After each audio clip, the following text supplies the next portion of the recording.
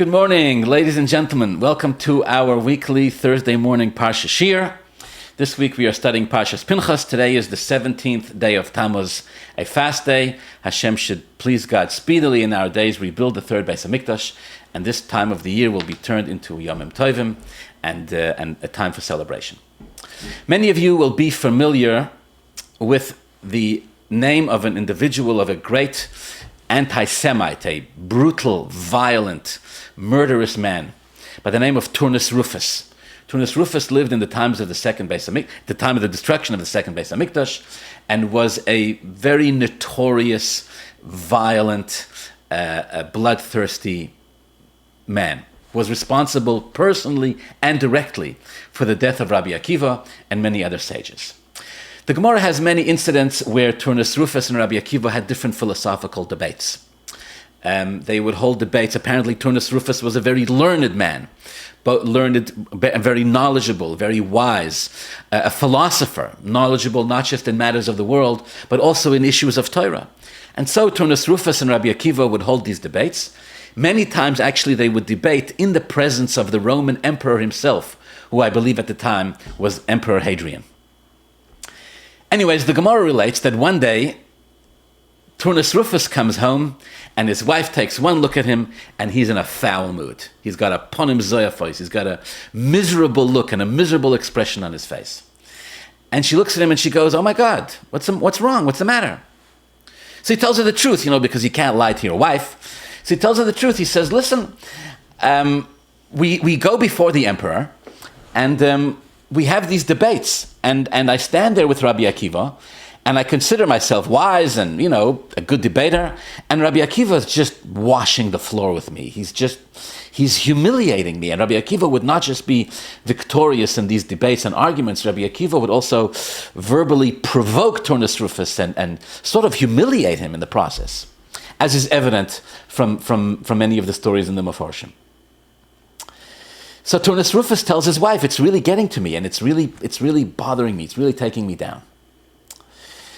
So Turnus Rufus's wife tells her husband Turnus Rufus, "I know how to take down Rabbi Akiva. If you give me permission, I will destroy him." And she says the following words. She says, quote, "Elokehem shel elu soinei zimahu, the God of the Jews, deeply despises incest and immorality. If you," says Mrs. Turnus Rufus to her husband, "will allow me to go and seduce Rabbi Akiva, once he commits the sin with me, his God will turn away from him, and you, Turnus Rufus, will be able to be victorious over him." And in a moment of desperation, Turnus Rufus agrees. He says, "All right, you may go, do your thing." Turnus Rufus's wife, according to the Gemara, was an incredibly beautiful woman. She got dressed up, and she went to Rabbi Akiva in a blatant attempt to seduce him. Says the Gemara, as Rabbi Akiva watches Turnus Rufus's wife approach him, he had three reactions. He spat on the ground, he laughed, and then he cried. Apparently, Turnus Rufus's wife knew immediately that her efforts were going to come to nothing, that what she was doing was not going to succeed. So she said to Rabbi Akiva, "What is the meaning of these three reactions? Why'd you spit? Why'd you laugh? And why'd you cry?" Says Rabbi Akiva, "I will tell you why I spat, and I will tell you why I cried, but I will not tell you why I laughed. I spat," he said, "because like all human beings, you come from a putrid drop, and in disgust of the humble physical origins of a human being, I spat. I cried because one day all bodies return to dust. Even people as beautiful and as elegant as you will one day go to the ground. I will not, however, tell you why I laughed." Now at this point, there are two versions of the story in the Gemara Medrash. Either she pleaded with him, she begged him until he caved in and told her, or the Gemara itself just gives the reason why he laughed, and Rabbi Akiva never did tell her. The reason why Rabbi Akiva laughed, concludes the story of the Gemara, is because Rabbi Akiva saw through prophecy that one day Turnus Rufus and his wife would get divorced, and Rabbi Akiva would marry her. After, of course, she would convert and become a kosher Giyoris Tzadeka, a kosher ger. One way or another, Mrs. Turnus Rufus is taken by Rabbi Akiva's response. She's very moved, and she has a real spiritual awakening. And she asks Rabbi Akiva at that point, she says, well, you know and I know, she says, that I came here to make you sin, but now I'd like to do teshuvah. Is there hope? Is there teshuvah even for somebody like me? And Rabbi Akiva says, yes, even you can become a balas teshuvah. At some point, this woman does divorce her husband, Turnus Rufus, as I mentioned. She converts, and she does end up marrying Rabbi Akiva. All right, the Gemara says in Masechta Nedarim that this is one of the 6 sources of Rabbi Akiva's tremendous wealth. He was a tremendously wealthy person from different ways. One, of course, is from his famous wealthy father-in-law, Kalba Savua, who, when he first married his daughter, swore that Rabbi Akiva would have no portion in any of his possessions, but after a while had Rabbi Akiva annul this particular vow. Another source for Rabbi Akiva's wealth is this particular woman, Turnus Rufus' wife, who, after she divorced Turnus Rufus and converted and married Rabbi Akiva, she brought all her wealth, and she brought this to Rabbi Akiva, and this is one of the ways that Rabbi Akiva becomes very wealthy. All right, now why am I talking about this? I'll tell you. The expression that Turnus Rufus' wife uses in an effort to convince her husband to allow her to go seduce Rabbi Akiva, claiming that if Rabbi Akiva gets seduced, Turnus Rufus will be able to overpower him because Elokehem shel elu soinei zimahu, the God of the Jews hates incest and immorality and lewd behavior. These words are actually a quote. You'll recognize them. They're actually a direct quote from Bilam. Bilam tells these words to Balak in the end of Parsha's Balak. Balak is trying to get him to curse the Jews. To no success. Nothing is working. Only Brochas are coming out. Bilam is ready to leave in humiliation. Right before he leaves, Bilam tells Balak, wait, all is not lost. I can give you an eitzah, l'chonoi otzcha. I can give you a piece of advice that if you follow it, will give you the ability to deal the Jews a deathly blow. You will not be able to overcome them. And all of the brachas that Bilam says that I gave will come true, but you'll be able to deal them a deathly blow. And then he said those words, Elokeim shel elu soinei zimahu, and gave that famous advice to Balak that through the daughters of Moav, he orchestrate that the Jews sin through incest, through immorality, eventually through idol worship, and through this he'd be able to deal the Jews a deathly blow. Okay. Bilam's eitzah, Bilam's advice is incredibly successful. Rahman al-Itzlan, 200,000 Jews perish as a result of Bilam's advice. Basically, Balak does exactly what he tells him. He organizes these grand flea markets where the daughters of Moav, the women of Moav, offer the Jews all different types of materials, fabrics, silks, linens that they knew the Jews were in the market to buy. And they set up a system where more elderly women, senior women, would stand in the front of the stalls. Junior women would come to the back. They would seduce the Jews into the back of these stalls by offering them better deals. And then the younger women were waiting in the back, and there they seduced the Jews to sin with avodah zarah, idol worship, with gilui arayos, with forbidden relationships. At the end of last week's Parsha, at the end of Parsha's Balak, Moshe Rabbeinu instructs the judges. Rashi says there were 88,000 judges, that each judge kill at least 2 Jews, hanitzmodim leval poer, who had worshipped idols, giving you a total of 176,000 Jews who were killed by Shoftei Yisrael, by Jewish judges, for the sin of worshipping avodah zarah. After that, the famous story takes place where the Torah says, "Vehine ish mi bnei Yisrael ba." A Jewish man came with a Midianite woman, brought her to Moshe Rabbeinu, and committed a sin together with her. At that time, a plague broke out, particularly among the tribe of Shimon, and another 24,000 Jews died.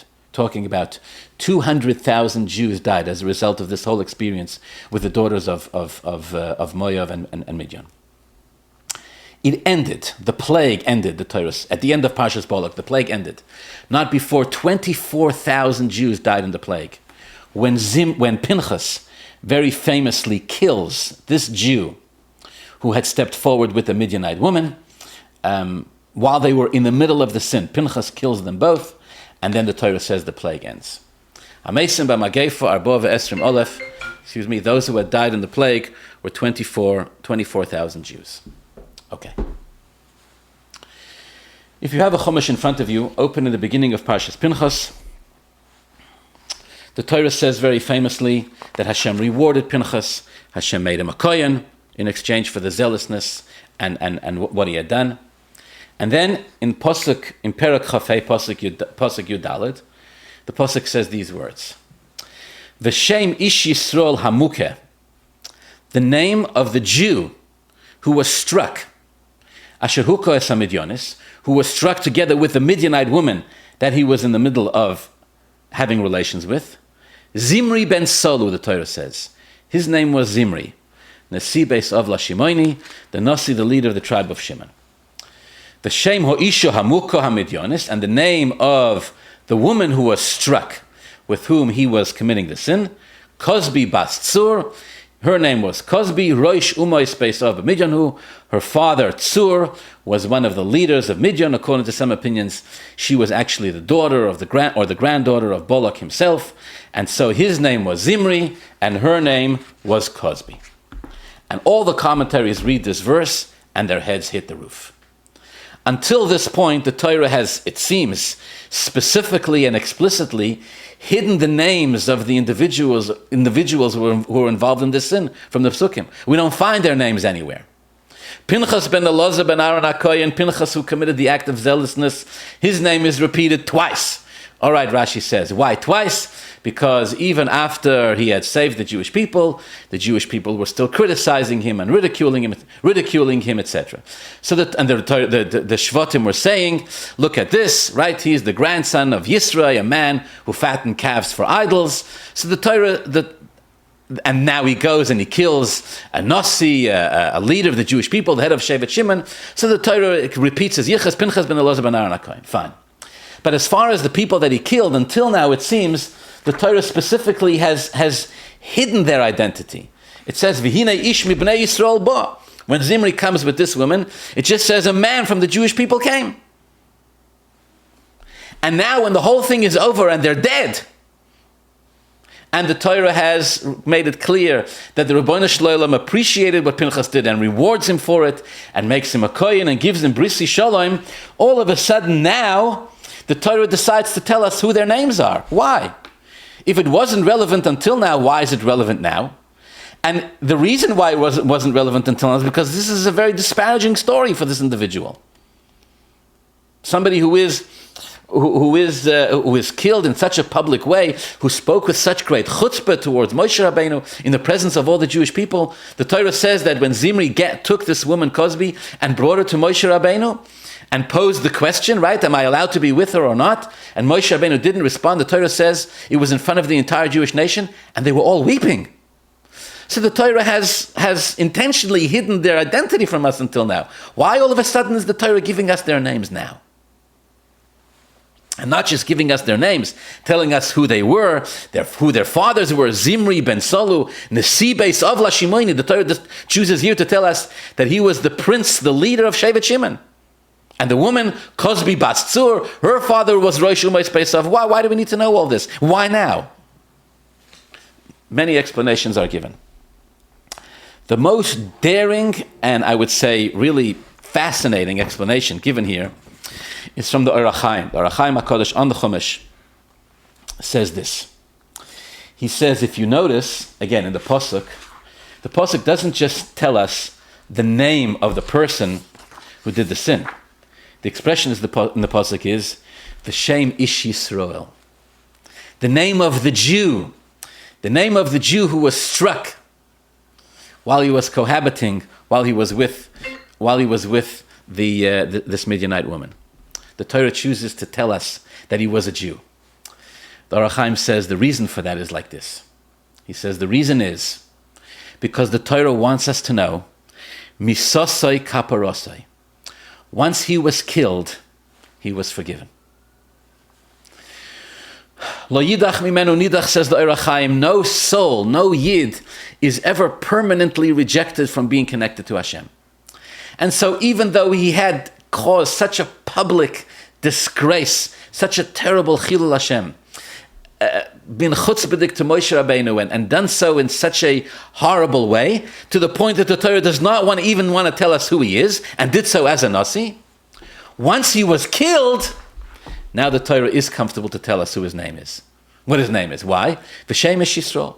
Misosoi kaporosoi, says the Hachayim. His death was a kapora. He was killed. He was forgiven. And the Torah is telling us he was, even he, in the expression of the Gemara, afal pi shechoto Yisraelu, even though he has sinned, he's still a Jew. And so he is also welcome back to be embraced by the Shechina, if you will, because for his sin, he had received a punishment, and the punishment was a kapora. In fact, the Hachayim says even more. He says, the words of the Possuk is, V'shem ish Yisrael hamukeh, asher huko es hamidyonis. The Hachayim says the meaning of that is that when Pinchas struck him, Pinchas didn't really need to affect, Pinchas didn't strike him in a spiritual sense, didn't strike his essence. It was just that part of him that had become defiled because it had been connected with a Midianite woman. That part needed to be destroyed. But everything else was perfectly fine, and Pinchas could rejoin Klal Yisrael. Okay, this is the explanation of the Hachayim. Now, it's daring because we're talking about an individual who, again, was responsible for a chilul Hashem, who did an act for which, he got capital punishment, was chutzpahdik to Moshe Rabbeinu in the presence of all the Jewish people. He seemed to be trying to make things worse when he actually made them better. And the Hachayim says, no, once he was killed, he was forgiven, and this is the reason why the Torah gives his name here. The challenge with understanding this Hachayim is that the Torah doesn't just give us the name of the Jew who committed the sin, V'shem ish Yisrael hamukeh. The Torah also gives us the name of the Midianite woman with whom he commits the sin. V'shem o isha midyonis, V'shem o isha amukah midyonis kozbi basur. Next Possuk. Possuk Yudala, the name of the Jew. Possuk Tesvav, the name of the woman. So the Hachayim tells us that the reason why the Torah tells us the name of the Jew is because once he was killed, he was forgiven. No Jew is ever eternally rejected by Hashem. No such thing. Oh, and that's why the Torah gives us his name. Okay, what about the woman? The woman is a Midianite woman, daughter of one of the greatest royals. Again, according to some opinions, the daughter of Balak himself. Was she? Are we, God forbid, going to say that she was forgiven? And yet the Torah says her name as well. This is a question that many of the commentaries ask on this explanation of the Hachayim.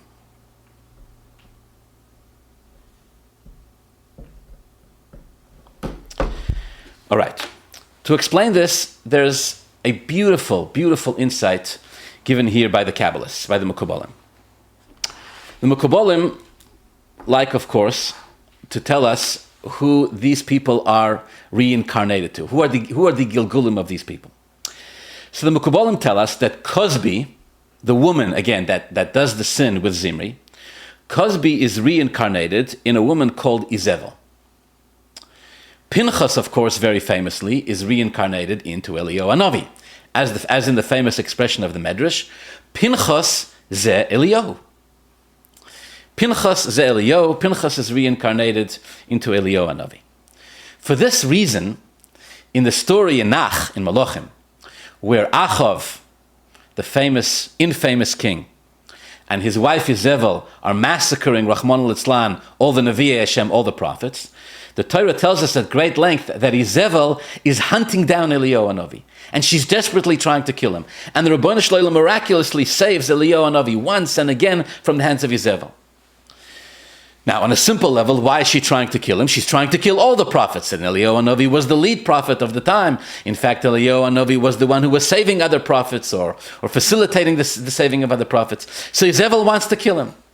But the Mukabalim say there's a much deeper reason. This traces back to their previous lifetime. You have to go back in Jewish history. In their previous lifetime, Yezebel was Cosby. And Eliyahu was Pinchas. And Pinchas, when he killed Zimri, together with Zimri, also killed Cosby. So in the previous lifetime, Pinchas killed Cosby. In the next lifetime, Yezebel is trying to get her revenge and kill Eliyahu Hanavi because they're both reincarnations of those individuals in their previous lifetime.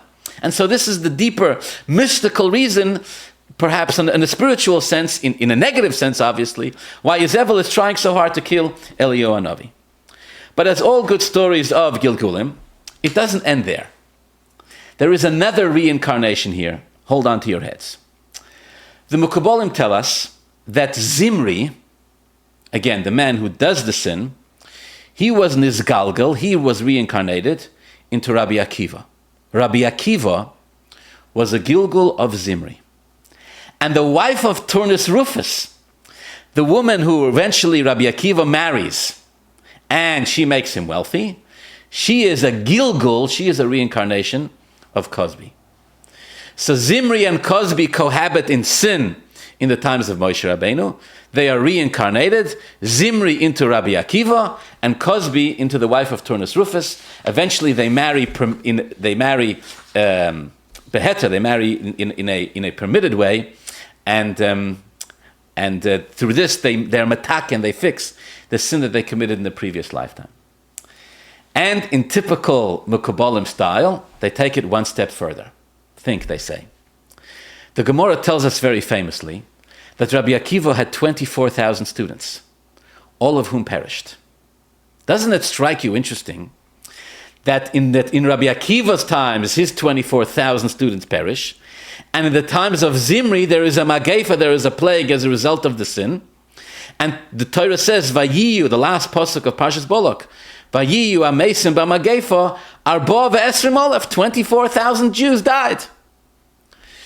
So the Kabbalists say the 24,000 students of Rabbi Akiva were reincarnation of those 24,000 Jews who died in the plague in the times of Zimri. In fact, those 24,000 Jews who died in the plague in the time of Zimri, they were all from Shevet Shimon, the Shevet of Zimri. They perished because of the Averis, because of the sins that they were involved in, idol worship and immorality, and they were reincarnated as the students of Rabbi Akiva. Now they explain like this. Explain. The Gemara gives a reason. So why did the 24,000 students of Rabbi Akiva die? Why the 24,000 members of the Shevet Shimon perished? This we know, the Torah says, because they were involved in these sins. What about the 24,000 students of Rabbi Akiva? Why did they die? All the Gemara says is, Lo nohagu kavod zeh bozeh. That's all it says. They did not treat each other respectfully.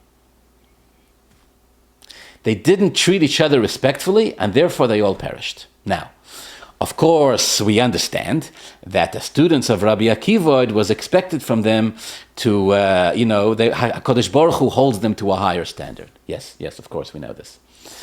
But still, the question begs itself. Why was it so difficult for the students of Rabbi Akiva to honor each other? What was the problem?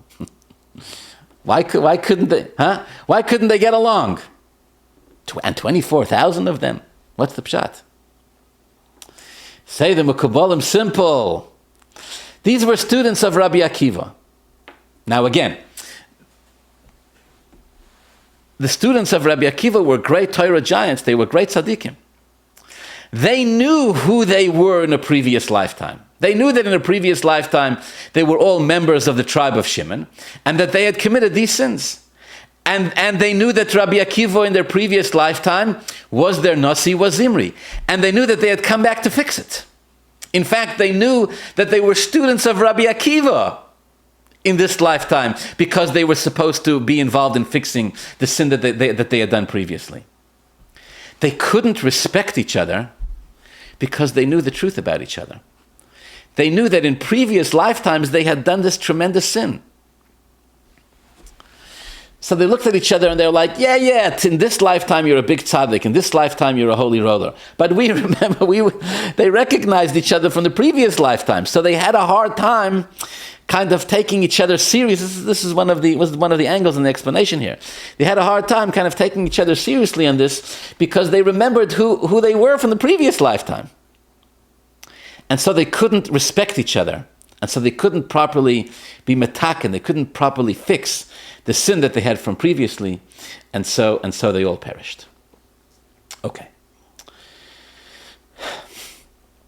The idea that Rabbi Akiva is a Gilgul, is a reincarnation of Zimri, gives us a fascinating insight into some of the amazing stories, some of the amazing incidents that the Gemara tells us b'chlal about Rabbi Akiva. When you think about this, when you put it in this context, it gives a fascinating new level of understanding.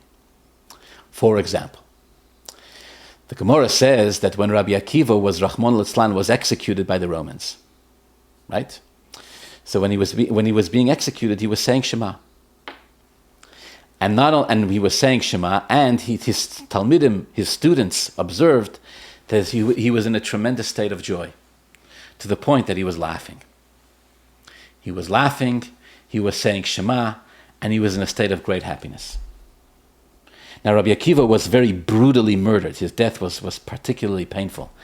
And so the students were overcome. They were taken with the idea that a person in such a profound state of agony would be in such a joyous state. And the students actually said to him, Rebbe, to this extent? How is it possible? Or I'd even say, why? Why are you happy at this time? Rabbi Akiva gave them a very, very famous answer. Rabbi Akiva said, I'm saying Shema, as a Jew does when they perish al Kiddush Hashem if they can. And I want you to know, says Rabbi Akiva to his students, Kol yomai hoyisi mitzdayer. In Shema, we're given a mitzvah, you should love Hashem with all your heart and with all your life, b'chol nafshecha. Which means that a person should be willing to sacrifice themselves for the sake of Kiddush Hashem, for the sake of their emunah in Hashem. Rabbi Akiva says, I always said Shema, and whenever I said it, it gave me pain. Mosa yovoi liyodi v'akaimenu, says Rabbi Akiva, I was always in anguish. When will I have the opportunity to fulfill this mitzvah of having actual Mesiras Nefesh and actual Kiddush Hashem? And now it's finally here. Baruch Hashem. And with this he said Shema Yisrael, and his soul, says this, the Medrash concludes, left with the word Echad, and it was a state of Mesiras Nefesh and Kiddush Hashem. May Hashem protect us. Unbelievable. Okay, this is the famous story of the passing of Rabbi Akiva. Why is this so fascinating? I'll tell you why. When you bear in mind that Rabbi Akiva was, as I just mentioned, was a Gilgul of Zimri, this whole thing gets taken to the next level. Why? The Torah says that when Zimri takes this Midianite woman and he brings her to Moshe Rabbeinu, and he tells him, is this woman forbidden or permissible? And if she's forbidden, who allowed you to marry a Midianite woman? Who allowed you to marry Sipora? And Moshe Rabbeinu didn't answer. The Torah says it was in front of the entire community. The Possuk, the expression of the Possuk is V'heima boichim, that they, all the Jewish people, were in tears. They were crying. And nobody knew what to do until Pinchas came forward and reminded Moshe Rabbeinu that there's this halacha l'Moshe Misinai, that a Jew engaged in a sin like this can be put to death. But the Possuk says, Heima boichim, they were all crying. One of the earliest commentaries on Chumash is a Targum. Targum literally means translation. It's primarily a translation, but it also gives some explanation, called Targum Yonason. Targum Yonason adds two words. On the words of V'heima boichim, they were crying, it says, V'inun bochin, they were crying, V'karyon Shema. And they were saying Shema. V'inun boichin, V'karyon Shema. That at the time that Zimri and Cosby commit this Aveira, that Zimri takes Cosby to commit this Aveira, and Moshe Rabbeinu, for whatever reason, is silent, and all the Jewish people besides for Pinchas are silent, and nobody knows what to do, and everybody's sitting there dumbfounded, and they all cry, all of them begin to say the Parsha of Shema. What is the source for this Targum Yonasan? To be 100% honest with you, I do not. I mean, the Targum Yonasan itself is a source. I don't know of any earlier source. He must have had a tradition going all the way back that this is what the Jews did. When they saw this, they said Shema. Perhaps, they were attempting somehow to combat this tremendous Chilul Hashem that was going on. Here's a Nasi, a leader, a prince, the head of a tribe, about to commit such a terrible sin in front of everybody, and in a desperate, nobody knows what to do. Jews are dying, Rahman al-Islam, and so they all said the Shema, which means, my dear friends, that as Zimri takes Cosby into a tent to commit a sin, after having stumped Moshe Rabbeinu and all the Jews, he and Cosby hear in the background all the Jewish people crying and saying Shema.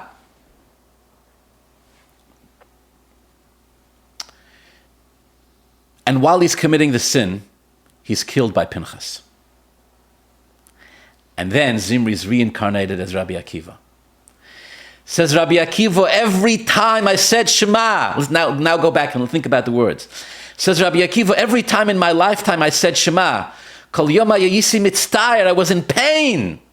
It pained me when I said Shema.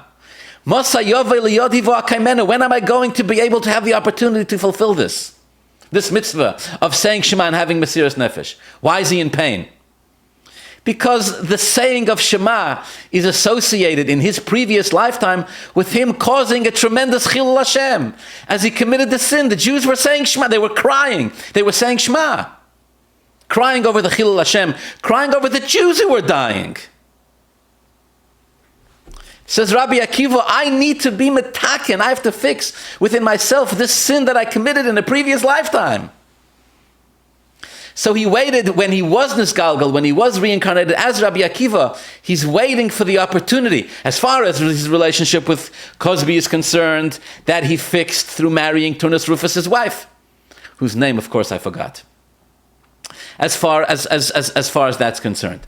But as far as the Shema, as far as him saying the Shema is concerned, so he waits his entire life for an opportunity to say Shema, and through the saying of Shema, to be able to make a Kiddush Hashem. And so now as he's dying and he's saying Shema, fulfilling the mitzvah of sacrificing your life for the sake of belief, of commitment and belief to Hashem, he's laughing, or he's joyous in a spiritual sense, although he's physically in agony, because now, Baruch Hashem, it's come to full circle, the tikkun of what it was that he had to do in this lifetime. Here's another example of a story about Rabbi Akiva. When you put it in context of the idea that he's the reincarnation of Zimri, again, takes the whole thing to the next level.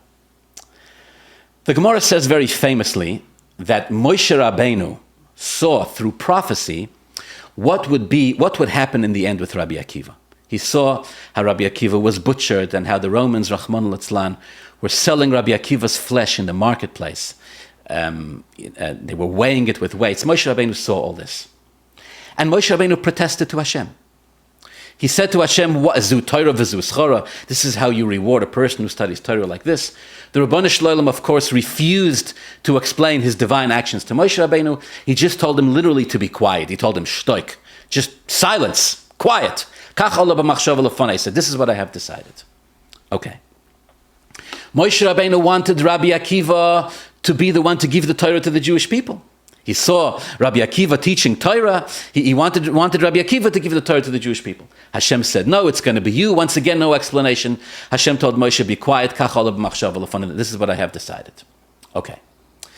In that very famous story, the Gemara says that when Moshe Rabbeinu went up to Har Sinai to receive the Torah, he saw the Rabbanu Shloim putting crowns on top of the letters. He asks the Rabbanu Shloim, what's it for? And the Rabbanu Shloim tells him that in the future, an individual called Akiva ben Yosef is going to be the one who is going to expound these lines and learn from the mountains of halachas. We don't know today which halachas is referring to, but Hashem told Moshe Rabbeinu, he'll learn from these lines, mountains of halachas. Moshe Rabbeinu, the Gemara tells us, while he's receiving the Torah from Hashem on Har Sinai, becomes intrigued by this style of learning of Rabbi Akiva that he hears about from Hashem. So he asks the Rabbanu Shalom, if he can go and study Torah and witness the Torah that Rabbi Akiva is teaching. Hashem tells him to turn around, and he finds himself, Gemara Menachos Taf Chavtes. He finds himself in the back of Rabbi Akiva's classroom. 7 rows of students are sitting in front of him by level of intelligence. They're arranged by level of intelligence and level of learning. The wiser the student, the closer they sat. Moshe Rabbeinu was sitting all the way in the back. Rabbi Akiva is teaching Torah, and Moshe Rabbeinu does not understand what he's saying. He doesn't recognize the Torah that he's teaching. Chol Shadaite, Moshe Rabbeinu feels terrible. What's going on here? He's the Moshe Kibel Torah Misinai. He's the one who brings the Torah down from Har Sinai for the Jewish people. He's the one who's the source of all of this. And Rabbi Akiva is teaching his Torah, and he doesn't understand what Rabbi Akiva is teaching? How's that possible? He's dumbfounded. You all know the story. All of a sudden he hears from the front of the room, one of Rabbi Akiva's students asked Rabbi Akiva the source of a particular halacha. And Rabbi Akiva responds, the source of this halacha is halacha leMoshe Misinai. Oh, and Moshe Rabbeinu felt so much better. He turned back around, and then, as I said before, he had this conversation with Hashem, where he says to Hashem, why doesn't Rabbi Akiva give the Torah, etc., etc. All right, this is the story in the Gemara. Now again, let's rethink the story based on the lens that we have now. Again, Rabbi Akiva is a Gilgul, is a reincarnation of Zimri. His 24,000 students are reincarnations of the 24,000 Jews who died, members of the tribe of Shimon, who had committed these sins and have come back. When the Gemara says that Rabbi Akiva is sitting there and teaching Torah to rows and rows of students, which students are these? Which students is he teaching? After the 24,000 students of Rabbi Akiva perished, after that, he only ever had 5 students after that. That's all he had, which, by the way, is in itself one of the most unbelievable lessons ever. After he lost 24,000 students, he went and he found 5 more, and the Gemara says all the Torah that we have today, everything, comes from Rabbi Akiva through these 5 students. That's it. But if he's sitting with 7 benches, rows of students, and they're all studying Torah, these would be part of the 24,000 students who would at some point perish. And they're sitting and studying Torah, the Gemara says, and Moshe Rabbeinu doesn't understand what they're studying. Now, what does that mean? Moshe Rabbeinu doesn't understand what they're studying. It means Moshe Rabbeinu doesn't know the Torah. Moshe Rabbeinu brought down every part of Torah. Right? The Baal Shem Tov says, Moshe Kibel Torah Misinai, the word Moshe is an acronym, Machloikas, Shammai, and Hillel. Every detail of the Torah was brought down to Moshe Rabbeinu. Every argument of Shammai and Hillel, everything. So what is it about the Torah, about this Torah, that Moshe Rabbeinu doesn't recognize? Well, perhaps what Moshe Rabbeinu is struggling with is not so much the content of what's being studied, but the people who are studying it. Moshe Rabbeinu knows exactly what's going on. This is a reincarnation of Zimri. And the 24,000 Jews who perished, they've come back so many generations later, and they're studying Torah. Moshe Rabbeinu goes, what's going on here? Zimri, the 24,000 Jews who sinned, they're back here, they're the ones studying Torah. This is Rabbi Akiva, this is the students. What in heaven's name is going on here? These people in the times of Moshe Rabbeinu died in the 24,000 in a plague. In Zimri's case, by spear, by Pinchas, because of terrible aveiros that they were doing, because of terrible sins. And Moshe Rabbeinu sees, this is the Messiah. This is the one. These are the Jews who are carrying the Torah down for the rest of Klal Yisrael. A reincarnation of Zimri and the 24,000 Jews. Moshe Rabbeinu must have sat there and said, Rabbanu Shalom, what in heaven's name is going on here? Why is the Messiah of Torah going through these people? And then he hears one of the students ask Rabbi Akiva the source for a particular halacha. And Rabbi Akiva says, halacha leMoshe Misinai. Now, which halacha was it? We don't know. The Gemara doesn't say. Maybe. I'm going to dare to take a guess here. Maybe the halacha that the 24,000 students asked Rabbi Akiva the source for is the halacha that says that if a Jew is committing a sin with a non-Jewish woman, kanoim poigim boy, zealots may kill the Jew who is committed in the sin at the time of committing of the sin. You see, when Zimri takes this woman, the Medrash says he grabbed her by the pleats of her hair and brought her to Moshe Rabbeinu and said, is this woman permissible or forbidden? And Moshe Rabbeinu didn't answer, and he went and he committed the sin with her. Pinchas went over to Moshe Rabbeinu before he struck Zimri. Pinchas went over to Moshe Rabbeinu and said, Moshe Rabbeinu, why is nobody doing anything? You, Moshe, told us this halacha, that if you're involved in a sin that a Jew is involved in a sin with a non-Jewish woman in this way, kanoim poigim boy, at the time of the sin, zealots may strike him down. You have to do it at the time of the sin. Afterwards, too late. At the time of the sin, zealots will kill them. Moshe Rabbeinu, Pinchas tells Moshe Rabbeinu, you, Moshe Rabbeinu, taught us this halacha. Moshe Rabbeinu said, the one who reads the letter should carry out what it says there. If you're the one who remembered this, then you be the one to carry it out. What's the truth? Did Pinchas make this up? Of course not. It was a halacha that Moshe Rabbeinu had taught them. Hashem had ordained it that Moshe should forget the halacha at this time. Rashi says so Pinchas would have his moment. Fine. But the truth is, it was a halacha that was taught to Moshe Rabbeinu. Now I'll tell you a little secret. You can search the entire Chumash. You won't find a source for this halacha anywhere. So where does it come from? Halacha LaMoshe Sinai. It was one of the things that the Rabbi Shalom taught Moshe Rabbeinu on Har Sinai. And Moshe Rabbeinu came down from the mountain and gave this tradition over to the Jews and taught it to Pinchas. And Pinchas then went and used it and killed Zimri and Cosby in the middle of the sin. Now Moshe Rabbeinu looks many centuries further in Jewish history, to the times of Rabbi Akiva. And he sees Rabbi Akiva and the students sitting and learning Torah, and he goes, what's going on here? Zimri is teaching Torah to the 24,000 Jews who committed a sin. And then he hears them ask for the source. What's the source, they said? Probably, they said, Rebbe, Pinchas killed you with a spear while you were in the middle of doing Naveira. What's the source for this halacha?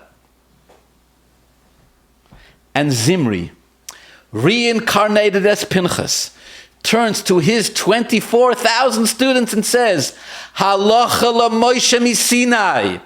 What Pinchas did was given to Moshe Rabbeinu by the Rebbeinu Shalom on Har Sinai, and that's why he did it, and that's why what he did it is correct. And all the students accept it. And Moshe Rabbeinu looks at this and goes, wow, unbelievable. In his previous lifetime, he paid for this with his life. And in his next lifetime, he stands up and says, Halacha LaMoshe Sinai. This is Rabbi Akiva. He turns back to the Rebbeinu Shalom and says, he should give the Torah to Klal Yisrael. And the Rebbeinu Shalom says, yes, but there's a reason which is hidden from you, which I'm not going to give you, which is the reason why Rabbi Akiva is going to be the one to do it. And so for the rest of his life, Rabbi Akiva works to fix this sin that he had committed in his previous lifetime, both with his students and with himself and with his wife, who was a reincarnation of Cosby. So let's wrap up the Dvar Torah. The Hachayim says that when Zimri was killed by Pinchas, his death was a kapara. And after he's killed, the Torah is not shy to tell us his name. His name is Zimri ben Solu, and he's Nasi Beis Ovla Shimoni, and he's the leader of the tribe of Shimon.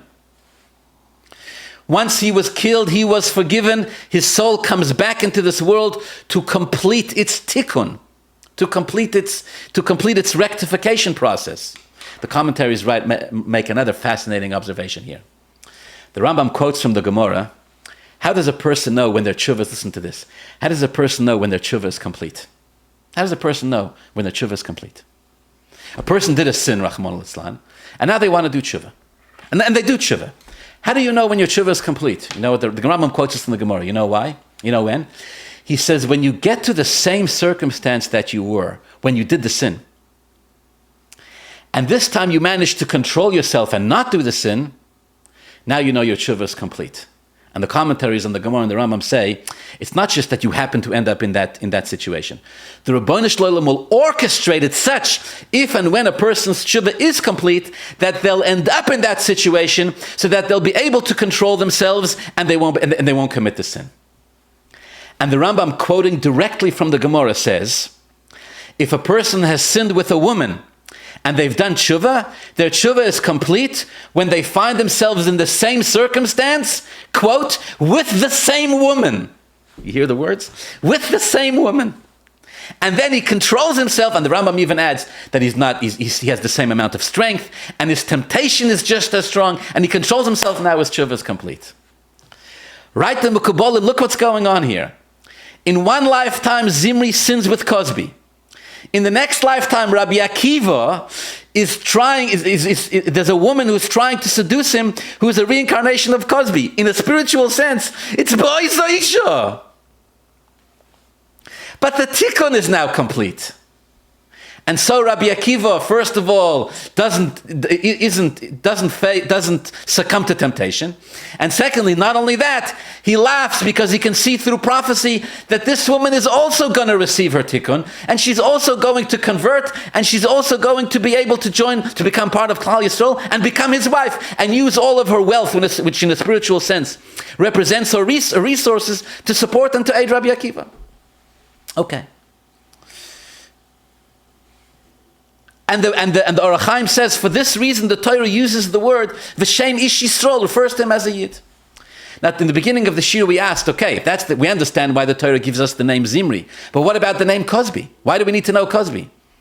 According to I use the language of the Kabbalists. According to the Kabbalists, there is Nitzutzei Kedusha, there is sparks of holiness, even in Cosby. Even in Cosby, there's sparks of holiness. And that's the reason why she comes back. She's reincarnated as Turnus Rufus' wife, who converts and marries Rabbi Akiva. She too is, in a spiritual sense, so to speak, elevated to holiness. I want to just add something here. We know, Chazal teach us that when a person converts, when a person converts and becomes a Ger Tzedek, they don't receive the soul, they don't receive the neshama at the time that they convert. What happens is actually they're born with this neshama. It's just manifest, it's just expressed and revealed itself in the person at the time of conversion. So if this individual, Turnus Rufus' wife, becomes a Giyoros Tzedek, that means that she's born with a neshama.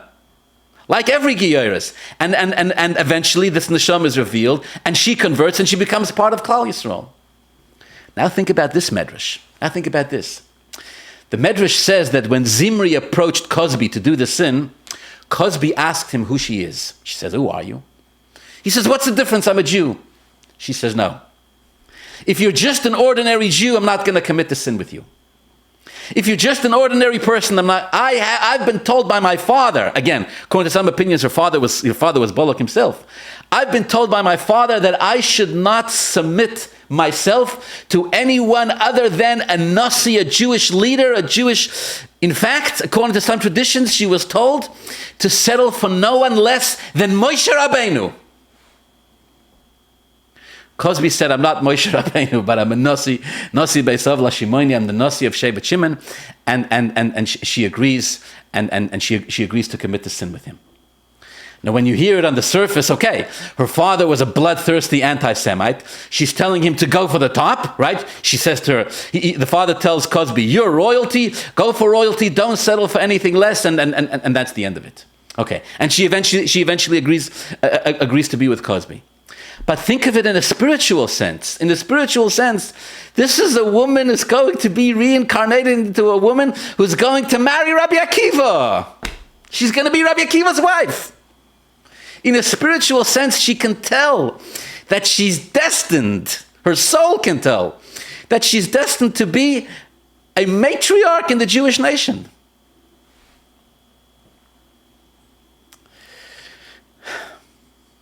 And so she receives her tikkun as well. And for this reason, the commentaries explain, based on the teachings of the Hachayim, the Torah doesn't just say the name of Zimri ben Solu, Nesi Beisav Lashimoni, but also the names of the woman whose name was Cosby Basur, Rosh Umois Beisav B'Midyan. Okay. What do we learn from all of this? I'll tell you. Sometimes we find ourselves spiritually in very difficult and challenging places. We succumb to temptation for one reason or another. We find ourselves spiritually lacking. We may debase ourselves. We may fall in ways that we're not proud of. Sometimes when we look back at ourselves, we wonder really truly, how could I ever have failed so horribly and terribly to such a low extent? And then we're tempted to give up on ourselves and to say, whatever is going to become of me, right? The 24,000 students of Rabbi Akiva had a hard time respecting each other, perhaps because they knew what went on in their previous lifetime. Perhaps there was their greatest sin, that they couldn't accept the process of tshuva and moving on. What the Hachayim is teaching us here is that there's no such thing as a Jew who has no spiritual hope. There's no such thing as a Jew who's gone. And when and at some point in the process, the Torah will go back and repeat and celebrate this individual as a Jew and say his name and say it loud and proud and say that he is a Jew and he is a leader in the tribe of Shimon.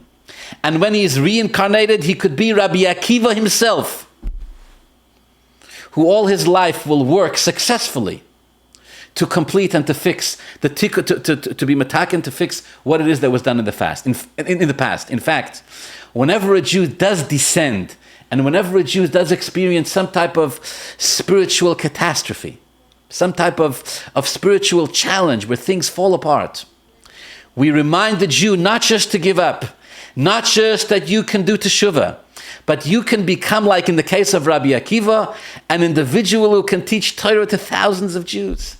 An individual who can teach Torah in a way that will last for thousands of years after that.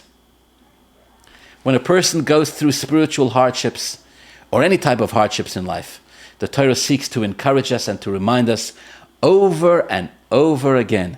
V'shem ish Yisrael, you're a Yid.